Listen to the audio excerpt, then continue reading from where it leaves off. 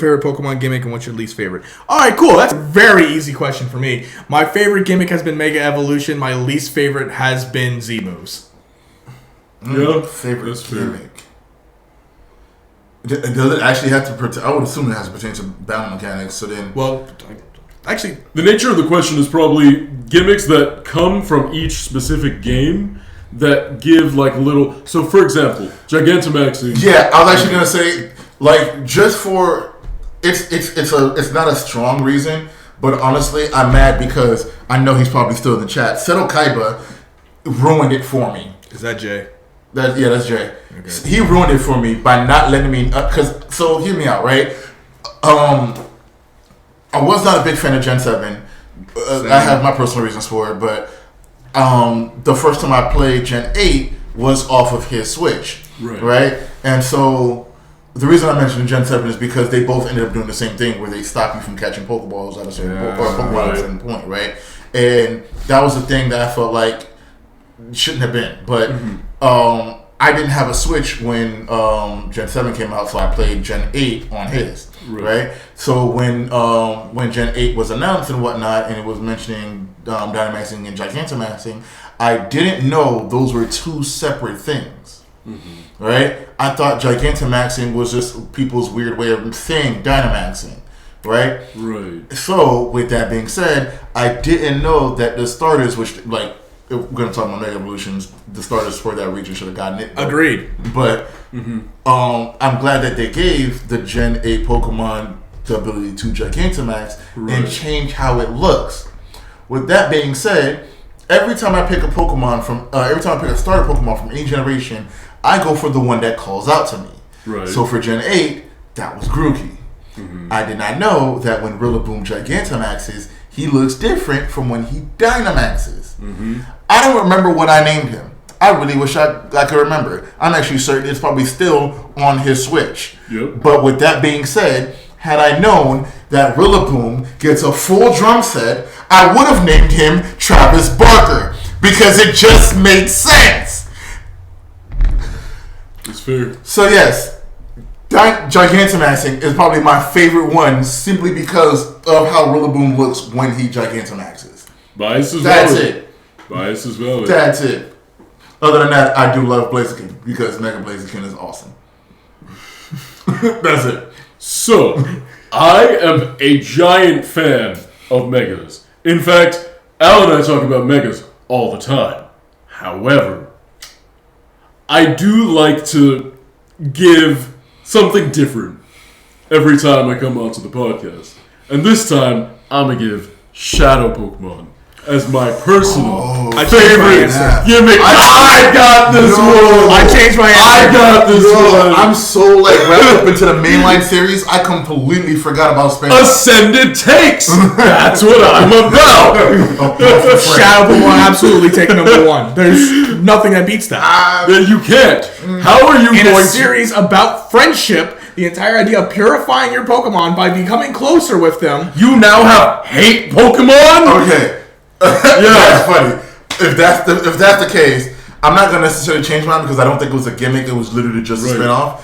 But like one of my favorite spinoffs for that reason is Mystery Dungeon because you become the Pokemon, right? But I'm gonna be completely honest with you. It wasn't because it was Pokemon. It was because it was the closest to Digimon that I will ever get. That was the closest to Season 4 Digimon here's the I was ever problem. going to get. You are extremely valid for that. Yes. However, because Digimon's better than Pokemon. But yes. We're not getting into this. I'm not. We're not getting into it. I agree, but we're not getting into it. Anyways. I agree Digimon's better. We're not getting into it. I will be shot through the throat. Anyways. It wasn't until you said something. I know, man. But yes. But. Hey. Yep, I'm telling you. Damn. But no, it's cool. It's okay. I was here for the dissenting opinion from the beginning. I got people on board with the Shadow Train, and that matters. Honestly, that's fair because you made me think of spinoffs, and I would have never thought about it otherwise. Anyways, yes. So I would say that the reason that you enjoyed it so much is, were you aware that Mystery Dungeon is its own series? Okay, so I know about Mystery Dungeon I know about the first 2 in the series, but that's honestly where I stopped. No. Mystery Dungeon, apart from Pokemon, is a series. No. Pokemon combined with Mystery Dungeon to create Pokemon Mystery Dungeon. But originally, there is a Mystery Dungeon that exists outside of Pokemon. Oh. It just got most popular because you brought along the mechanics from Mystery Dungeon into Pokemon. I was not aware of this. Yeah. Oh, Yeah, real ones. Yeah, So, I see this. Yeah. All I'm right. telling you. Put me on game. I got you. Yeah, bro. All I'm right. telling you. So, yeah.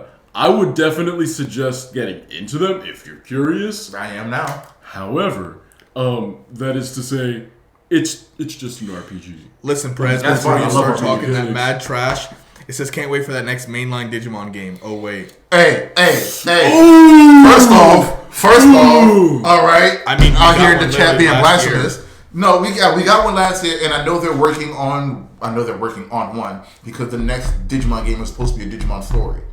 that makes sense. Also, like to point out before Digimon Survive, the last 3 Digimon games before that outsold the last 2 generations of Pokemon. I'm just saying. I just wish Bandai Namco would actually listen to its West-based audience. That would be nice. I mean, absolutely. However, We're trying with the Orange God. Sorry. I will argue that capitalism does not equal, a series being better than another. The I'm people just who saying. made Sonic listen to us. Okay, but people bought Power World, and now that's potentially being sued. People bought Power World more than any other game. That did happen. And it's being sued for potentially having likenesses of Pokemon. No, straight ripoffs. Yeah, just straight ripoffs.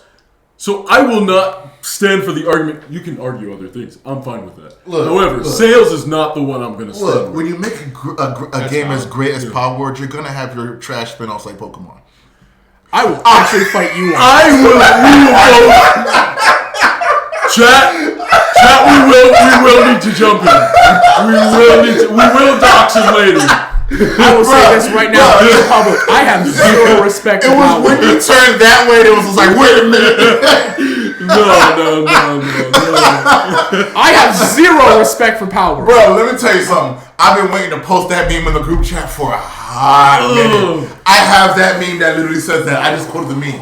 I've been waiting to post that meme for a minute. I am a Digimon lover. No, I'm a Digimon lover. I'm a Pokemon lover. I actually don't care for Power World. Right. But I just wanted to point that out because I thought it was absolutely hilarious. Yes, I will stand on business. I will fight you.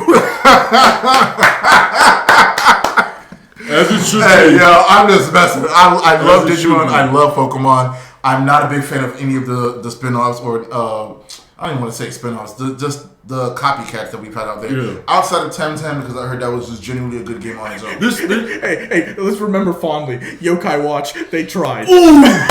They tried. They really did. They thought they were out here doing something.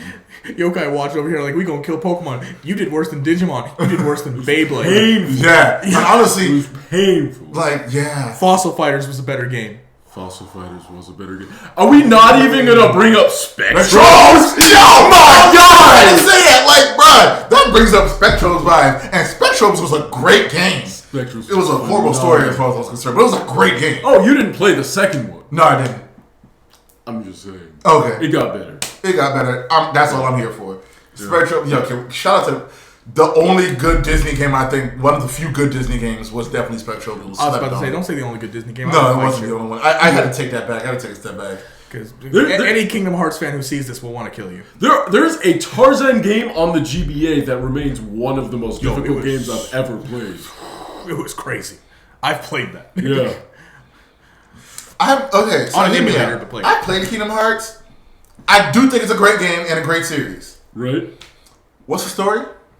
Real fans ask the same thing. I actually could break down the story for you. Oh, no, I bet you absolutely. could. That would be an But we entire don't have- episode on its own. I'm about to say we don't have time for that. But then you So- see, then Kingdom Hearts 2 ends, and then I stop. The story doesn't. We're let's talk talking about about our favorite gimmicks and also Right. what is most Pokemon.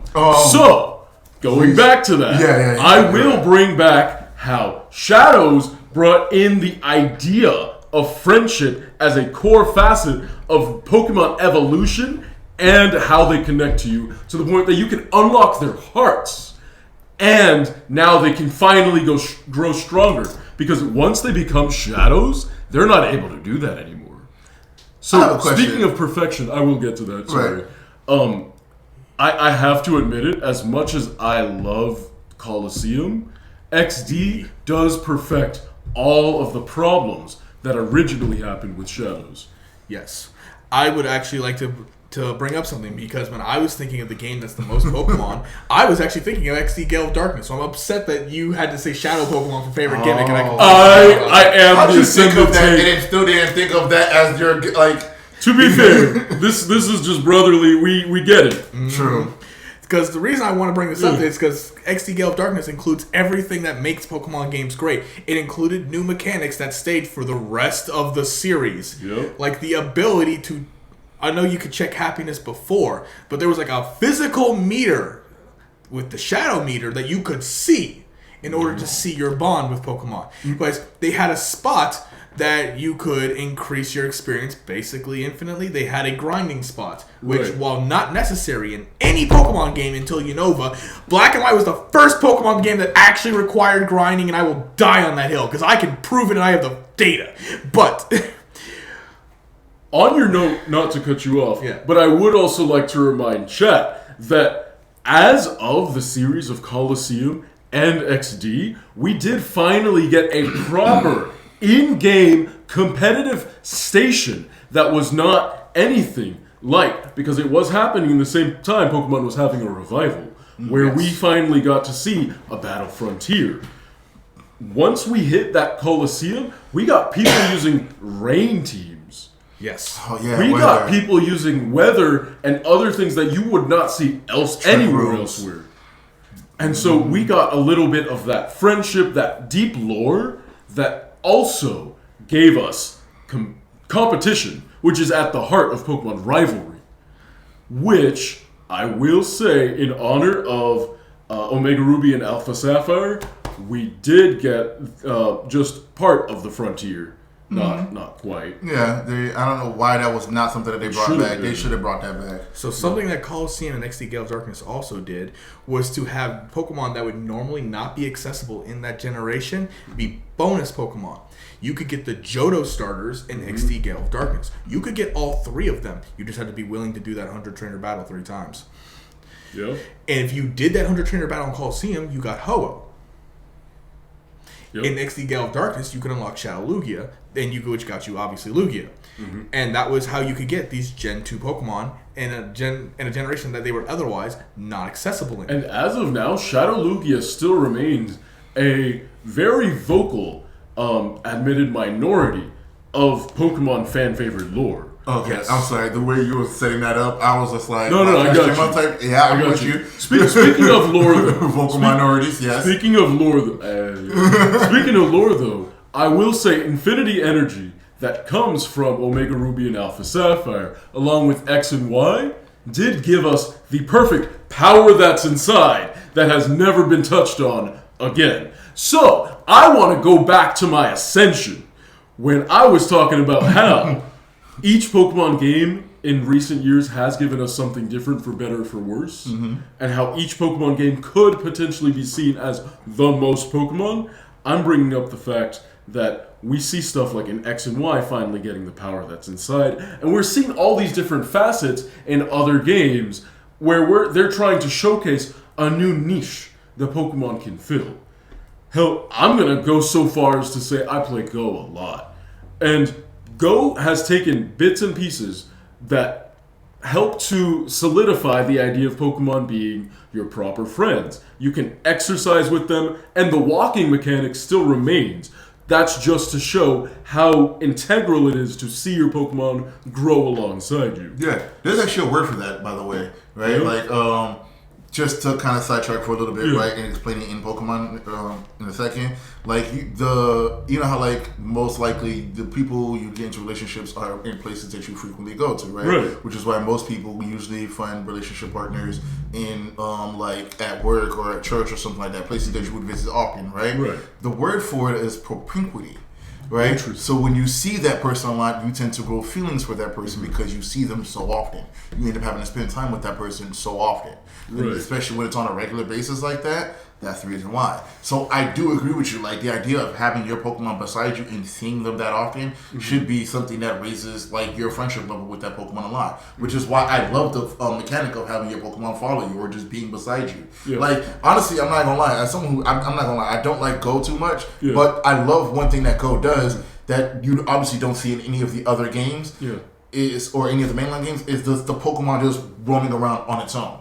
Yep. Like it is autonomous. It has its own agency. You are just its trainer. Yep. You know what I'm saying? Like the same way if you, God forbid you don't know anybody who does it, but we need people who train their dogs badly. Like those dogs end up being mad at the owner, which is where you get moves like frustration. Yeah. Right in Pokemon. I do want to bring that up, what you were talking about with what Go does, because I'm not quite hardcore, but I've been playing since it started. So I know just about every tip and trick that exists in it. Also to the point where, as it turns out, if you raise a Pokemon enough and you are friends with it enough, it will raise its total max power above what it could normally go. It will break basically a level 100 cap. Sounds like Break your limits right here and now. surpass your limits. So I wish it was something that we would see in other mainline games. But if it does happen, I will say Go did it first. But regardless of that fact, I'm very much of the opinion that you should be able to have a Pokemon that is your partner Pokemon. And I think that should be seen in mainline games. I still haven't found any way to make that a thing in any game that I've played thus far, except Go. You can properly have a partner. In fact, to the point it limits you. Because once you set a partner Pokemon, you have to have a partner Pokemon for the rest of the game as it continues. To the point where now it's expected that you're going to have more interactions, you're going to battle, you're going to feed it, which is something we also don't get very often. Mm-hmm. And it will surpass its own power just to prove that its friendship is that strong with you. Right. Once you hit the max friendship And possible. that sounds like a battle mechanic. I just don't remember which gen it was. Where Gen it's just 6. like, you know exactly what I'm talking about, right? Gen 6, where your Pokemon, if it has enough affection for you, it can survive a normally fatal blow. It can get over status effects. Right, and I was gonna say I don't know if Gen 8 does it, but I know Gen 9 does it also. As- where like if you're under a status condition, it'll just break the status condition. As far as I'm aware, some of that has continued off into the recent games. It Right. definitely it continued into Gen 7. I'm not sure if it continued past that. We but did Okay. see it in Scarlet and Violet. Yeah, I want to say because and hear me out. This is what I'm talking about specifically, right? Like obviously a Pokemon that doesn't have shed skin, but like a Pokemon that has so much affection towards you that if it's paralyzed, it'll just not be paralyzed because it has an affection. Which correct. That started in Gen 6. Gotcha. That, Okay, that, so wi- makes that sense. level of willpower is something that we see a lot in Shonen, and let me put it this way. The Venn diagram of people who like Shonen and people who like Pokemon is generally a circle. Right? I can agree with that. So when you get into that power of friendship and the power of willpower on its own, when you get that, you have this very nice, tightly knit concept of Pokemon as, how do I put this? Pets that are so integral to you. They are your power manifested in like the world. Yeah. You know what that sounds like to me? Yeah. Season 3 Digimon. Just playing it Yeah. out. Sounds like a Biomatrix evolution. But anyway, I get what you're saying. Yeah. When you get so close with your Pokemon, that they just mimic your moves. Yep. Oh my god, yeah, that sounds like Biomatrix evolution. Anyway. Greninja, is that you? I'm just saying, I like the Ashbond dynamics. doesn't sound much different than a Mega Gargamon. Battle Bond Greninja is what Mega Greninja should have been. This is true. It is effectively a Mega. I agree with you. I 100% agree with you. I just don't like the design for it. Because the design for it looks like Ash. That's the only issue that I have. And you would want it to look more like the trainer that you're playing.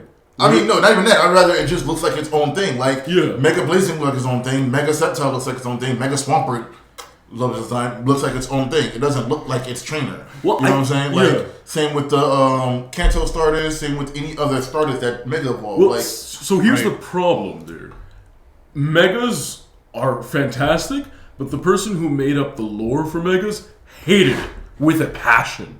Megas, I don't know how much you know about the Pokédex lore for Megas, but the person who came up with them said that it's painful, that you get dislocated jaws from Glalie. That is to say, I think Pokemon itself does not know what to do with the concept of Megas, despite in all other media it being about friendship. Okay, I'm glad you worded that specifically the way you did. Yeah. I'm sorry, let me just go off on a quick rant. I understand that they don't know what they're supposed to be doing when they Mega Evolve, but if we take any one Pokemon as the example of what should be going on, it should be Aerodactyl. I love Aerodactyl. Mega. Hear me out. Because Mega Aerodactyl is the closest to the prehistoric version of Aerodactyl that we're ever going to have. That's the closest to what it looked like before it got fossilized. Right. Cool. And if that's the case, then why do we have a Generation 9 Pokemon that is both like the Paradox that we have that are both past and future forms? Let's not talk about the future forms. Let's specifically focus on the past forms, right? You have Pokemon, that means like Fluttermane, Screamtail, Roaring Moon. These are all the prehistoric versions of those Pokemon. In different timelines. True. But nonetheless... We're not giving Game Freak a cop-out. We're really not. And, god dang it, the battery went out. Well, shit. He did say, because we hit the hour mark. That's true. But I know they can still hear us, so they're going to hear at least this. The fact of the matter is that we have prehistoric Paradox Pokemon that could be what they looked like before they were fossilized. Oh, I've gone on this rant many times. We have past Paradox Pokemon, and they didn't do a single one for the fossils. I think it's, again, because not only do they not know what they're doing, I think they're trying to leave it open-ended intentionally, not to their credit. Because... Sorry, go on. I'm sorry to interrupt, but it is straight up stated in the game that Paradox Pokemon are their past selves and their future selves. Right. The whole they're an alternate or they're a dream or they're a paradox, whatever, that is all strictly fan theory. As far as I remember, and this is not coming from strict fact, but if I'm remembering correctly from what I read of what happens further on, the timeline thing is confirmed. To the point where if you look at it on Bulbapedia, which yes is a wiki, but is a wiki with actual sources, it does specifically mention timelines. Well, I'm going off the dialogue that is in the game, and they say that these are how these Pokemon looked in the past, and this is how these Pokemon look in the future. Right. I do believe that is still the case. We're not making contradictory statements. No, I don't think we are, but I will say that there is, at least from what I understand of what you're talking about. And we're back. Oh, cool. Y'all can see us? All right, cool. I'm pretty sure you heard us. We're not going to stop from where we're at. But thanks. Thank you, Bryce. I don't think either one of you are wrong. You're not making contradictory statements. The one thing I want to say, because I might be wrong, I just want to make sure I point it out, is that the source for a lot of that conversation about just how they looked in the past and just how they will look in the future comes from a magazine that's basically like it's like a tabloid. It comes off like as a tabloid. So I may be wrong, but that may be where most of that information is coming from. So please correct me if I'm wrong, but I'm pretty sure that's where that's at, though. So what I'm talking about comes from the professor of the game themselves. Well, I guess technically the robot. Spoiler alert. If you haven't played, a 2-3-year-old game by this point? Yeah. Congratulations, the professor is not only the villain of the game, they're a robot. Honestly. And they're technically dead. Honestly, new grounds for them. Honestly, yeah. Dead insofar as the real self is dead, but... Yeah. Persist. Oh, okay. I'm about to say, you about to go into a whole Ghost in the Shell type? No. Actually, the robot dies too. Yeah. I mean, I thought it just got sent to whichever version of the game you have, past or present. No, that's what happens to the professor, and they died in the process. You have to fight the robot. So they basically got terminated. They can't send organic matter. Well... As far as we know, the professor in Violet died on the way to the future, and that's probably what happened to the past professor going to the past. The other option, which I'm honestly hoping is what happened, because otherwise that means she wound up in the past with a bunch of prehistoric Pokemon with no way to get to the future and probably just got mauled or something. I mean, true. I would rather she died. Sorry. I did have to look something up, because you're right, and I'm right, to such a point that it is confirmed. Alternate timelines. Paradox Pokemon are time travelers, but with a twist. After beating the Indigo Disc story, once you go to the Crystal Pool in Kitakami, Terapagos will bring the original professor to the present. This already shows Terapagos does indeed have time powers. However, the professor speculates explicitly that they may actually be from a different timeline than you. Granted, this does not explicitly say that they are from a different timeline than you as a confirmation, but It speculation theorizes, yeah. from the smartest person in the game does tend to give credence to the... It's a trope that's used commonly. Right. So the newest so it's DLC. theorized. Right, so Yeah, as of the yeah, newest yeah. DLC, we do have proper confirmation that they are alternate timelines. Just to clear that up with both the chat and with all of us here. More importantly, because based off what we just said, because the professors were confirmed killed in the main story, Yes. the DLC now shows that the professor survived. And Terapagos has saved In a him. sense. Possibly. Yeah, because I see If what you're they're saying. bringing the original professor, then they're not bringing one from an alternate timeline. No, but- they're bringing you but- back yours. Right, but he did say, like, it is theorized they may be from an alternate timeline. It may not be the same professor. No. It's theorized that the Paradox Pokemon may be from an alternate timeline. Specifically the Paradox Pokemon. Oh, We're not gotcha, talking not about the professor. Got you. Okay, Yes. never mind. You're right. The professor is yours. There's still the robot professor, Oh, it's the robot? It's still to my understanding. Okay. just not evil. All right. Yeah. All right. Sorry. All right, so to get back on the subject, Right. the reason I was bringing up XD Gale of Darkness, you have the mechanics that stay throughout the series, which is the mainstay of the Pokemon generations.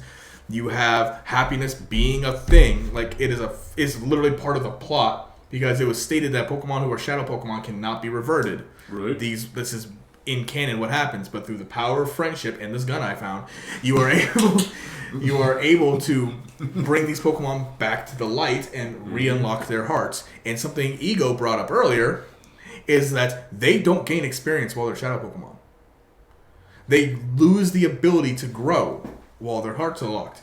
When you revert them back from being Shadow Pokemon, they gain all the experience they would have gained while Shadow Pokemon. I also would like to add, okay, yes, we get it. I play Pokemon Go. Pokemon Go is in my opinion, love letter to the mainline games because it actually does have Shadow Pokemon, and to this day, to my regret, it is the only other thing that includes Shadow Pokemon and Purification. I'm about to say, it's not a bad thing. No. To my regret that it doesn't exist elsewhere. Oh, well, true.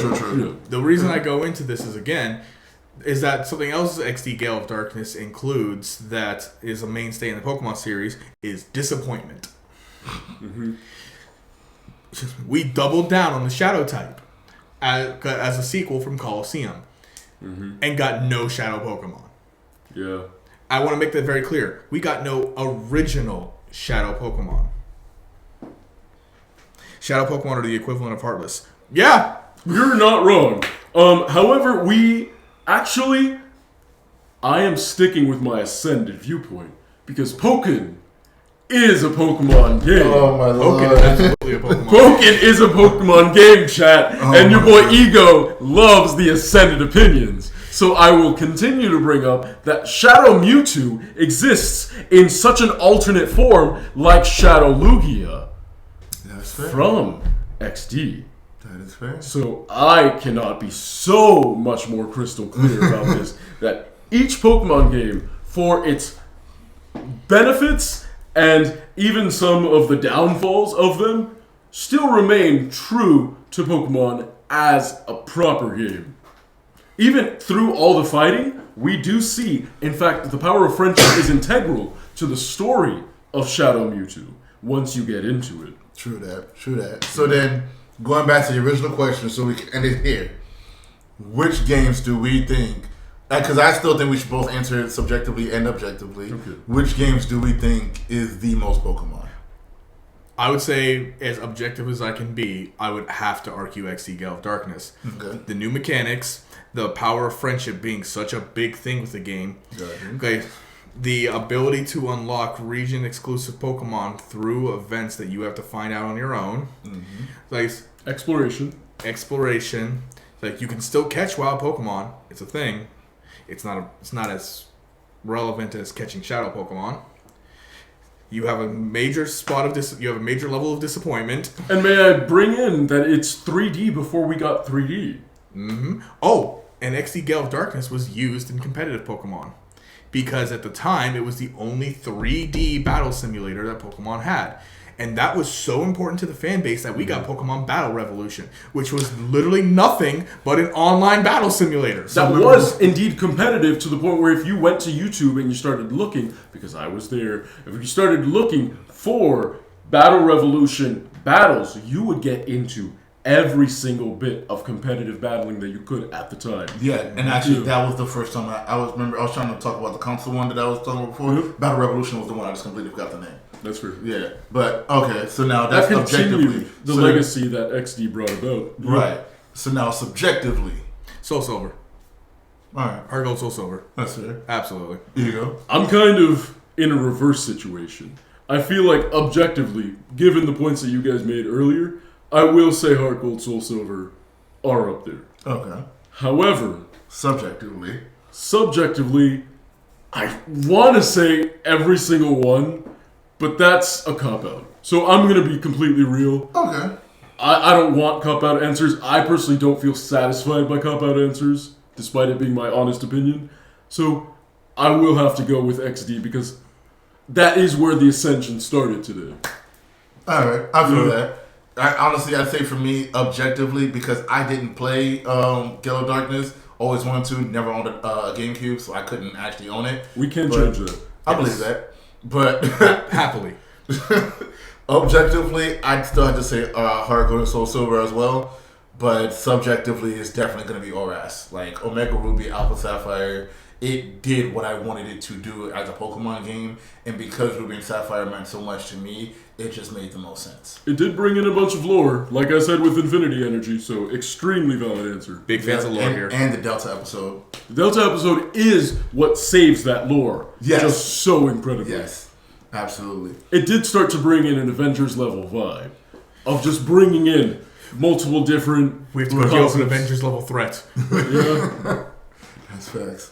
All right. All right. Here at Otaku House, we finally have our answers. Yes. All right. So It now, only took 100 tangents. Genocide is bad. Genocide is bad! That's not a running gag, folks. That's the truth. this is true. So then. Okay, actually, we got a question. Any Arceus love? All right. I know I'm going to get hate for this one because I've recently started playing Arceus. I hate this game. I hate it so much. What about the Pokemon? So, I like some of the Pokemon designs. Like, I like Hisuian Electrode. I think it's cool. I like that one too. I like Hisuian Typhlosion when its flames are up. I feel like it looks too sleepy otherwise. We trying to wrap this up, and then we're going to add them more in. But otherwise, I know people are calling it the greatest Pokemon game that's ever dropped. I hate it. The greatest Pokemon game ever dropped. Well, you have to I have been understand, hearing it. It was marketed for a lot of people who loved Breath of the Wild.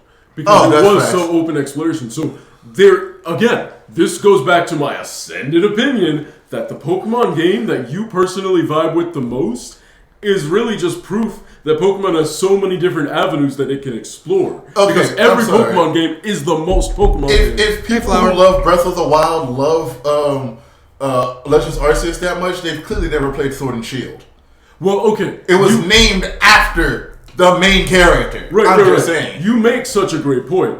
However, this does go back to subjectiveness. Okay, So you're to be right. fair. I just did not have fun with the Arceus gameplay. I'm going to be straight up with you. I was trying, but it felt like such a slog. Yeah, like, I honestly, I agree with Chaos, right? Like, it did a lot of good things. I genuinely think it does do a lot of great things. And story-wise, I think it's great. But, like, I would not call it the greatest. No, Like, but however, again, this is and this true, but also I want to mention, because I want to let you finish, the thing I actually think is crazy is that it counts as a mainline game, not a spinoff. yeah. Yeah, that's true. Yeah. Well, it did bring up a lot of really interesting and even lore relevant pieces for the series. So even the idea of getting, I don't remember the exact name for them, so chat's gonna have to forgive me, but the heavy and light attacks. Oh, Agile and usually was playing them. Heavy and strong.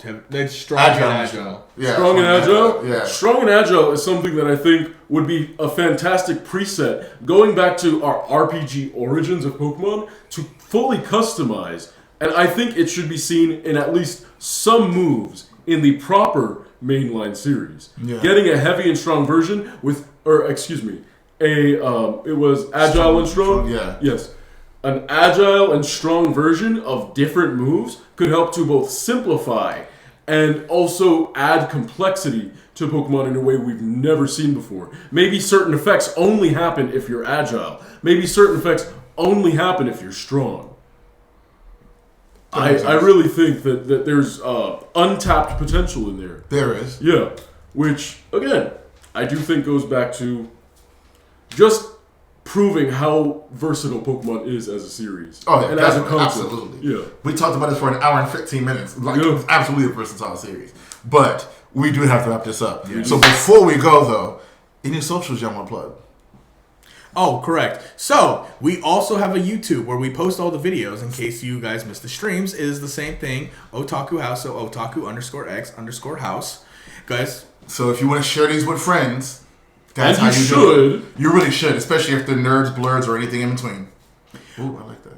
I'm going to be... you would. It sounded good. It did. I'll give you that. I'm going to be creating our Twitter account tomorrow, or X, whatever it's called. I'm also going to be creating an Instagram account for the podcast. For us. Right. When's the Also, next stream? Potentially next Friday. Potentially. We are trying for Fridays. Yeah, we Life are is trying to hectic. make it a regular on Fridays, guys. So, like, please tell your peoples, like I said, share the videos and whatnot. We are trying to make it a regular on Fridays. Potentially next Friday, only because there's a chance I might be out of town. So we'll see how that goes. But We also got to drag him over. Yeah. absolutely. But yes, please look for Otaku X House on everything. But again, it is actually pronounced Otaku House, but gotta add the X in there. Just look for us on everything. We're gonna be trying to do what we can on everything. Now, what about your personal socials? Because you can follow me at Kente the Timberwolf on X, IG, not Facebook. But I think that's actually about it. I don't know anything else I got. I'm TurtleX17 on everything. Yeah, everything that matters. Ego, as my name implies, will stay private. Oh, you know what? Fair enough. You do that. That's fair. So, my Twitter, the profile picture, and the banner are this guy. That's fair. My Snorlax. And since we brought up nicknames earlier, my Snorlax is named Mattress. I have suggested Matt for short. I have called him Matt sometimes, which is short for mattress. I actually don't know if I have a nickname for a Snorlax, to be honest with you. But that's a good one. Megaton? You see, I am more interested in how squishy and adorable and cuddly Snorlax is. I will be using him as a bed. He is mattress. That's fair. But yeah. Megacon? Ego actually went. I was there. I was there for the whole day today. Literally from open to close. Hey, who knows? Eventually, we might actually have a booth at MegaCon. If you like and share and subscribe. So, my leg is still healing. That, to answer your question. Oh, that is specific towards you. Oh, Yeah. do we all have leg issues in this Despite the chat? fact that I'm the one who had surgery. Yeah, which is funny. I've been had surgery like 10 years ago. Relevance. I got Yes. metal in this leg. Same. Yeah. We're buddies. It is healing. I could not go to MegaCon because of the foot injury and because I could not afford it. Yeah. The prices were rough this year. Yeah. MegaCon was also super early, but Yeah. we'll get into that later. I mean, how else are you gonna start Black, History Month? Yeah. By showing up early? Blurred History Month, yes. Thank you. But We're trying. But yeah, guys, again, follow us on everything for Otaku House, as well as myself, Kente the Timberwolf, TurtleX17, Ego, who's going to remain private despite his millions of fans. And I have millions of fans. You're going to. Bro, trust us, you're going to. So, yeah. Mega's in February next year confirmed. Already. Yeah. Of course. Oh, yeah, you'll notice that he kept his shirt on this time. I did keep Yeah. my shirt on this time, but that doesn't have to happen. That doesn't have to stay. If you don't...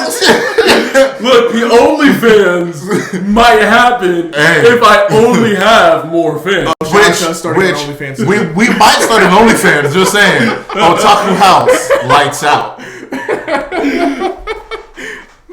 Just saying. But yeah, with that said, guys, we out. We done? Otaku House, lights out, whip it out. All right, Otaku House. Right on the table.